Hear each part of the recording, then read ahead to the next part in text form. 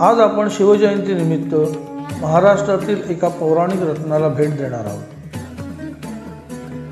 कोपेश्वर मंदिर एक जिवंत शिल्पकलेचे बोलके शिव मंदिर होय।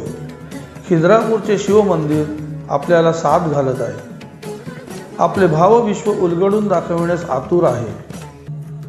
कोपेश्वराचे नितांत सुंदर मंदिर भारतीय वास्तुशास्त्र, स्थापत्यकला, त्यातील विज्ञान व गणित आपल्याला सारेच अचंबित करून टाकते। सतीविरहाने क्रोधित झालेले शिवशंकर त्यांच्याच पौराणिक कथेने मंदिराला कोपेश्वर हे नाव पडले असावे।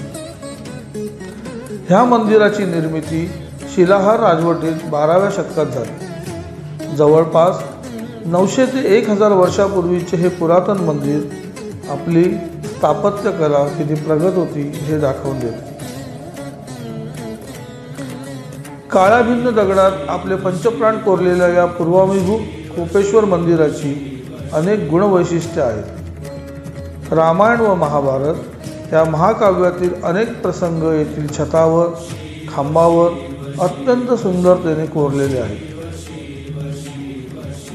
संपूर्ण मंदिर हे 126 दगडी नक्षीदार खांबांवर आणि 96 हत्तींच्या अंबारीवर विराजमान आहे। मंदिराचे देखणे रूप पाहून डोळ्यांचे पारणे फिटते। स्वर्गमंडप, मुख्य मंडप, अंतराळ कक्ष आणि गर्भगृह अशा या 4 भागात या मंदिराची विभागणी होते। मंदिराच्या गर्भगृहात कोपेश्वर म्हणजे श्री शिवशंकर आणि धोपेश्वर म्हणजे श्री विष्णू विराजमान आहेत। मंदिरातील सगळ्यात सुंदर आविष्कार म्हणजे स्वर्गमंडप। ह्यासारखा सुंदर स्वर्गमंडप जगातील कुठल्याही मंदिराला नाही।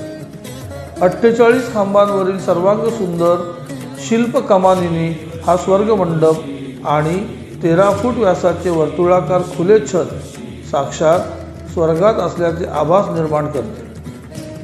कार्तिकी पौर्णिमेच्या रात्री कोपेश्वर मंदिराच्या स्वर्गमंडपातून दिसणारा चंद्राचा अलौकिक नजारा केवळ आपल्याला स्वर्गसुखाची अनुभूती देतो।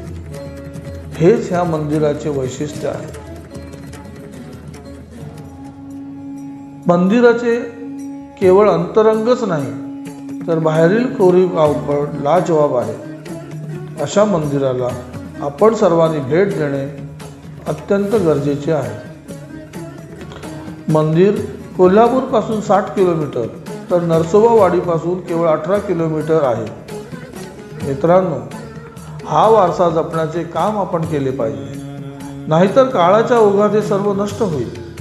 आपल्या मुलांना व आपल्या मित्रमंडळींना हा प्राचीन वारसा नक्की दाखविला पाहिजे। म्हणून आपण सर्वांनी ह्या मंदिराला आवर्जून भेट द्यावी। जय हिंद, जय महाराष्ट्र, जय शिवराय।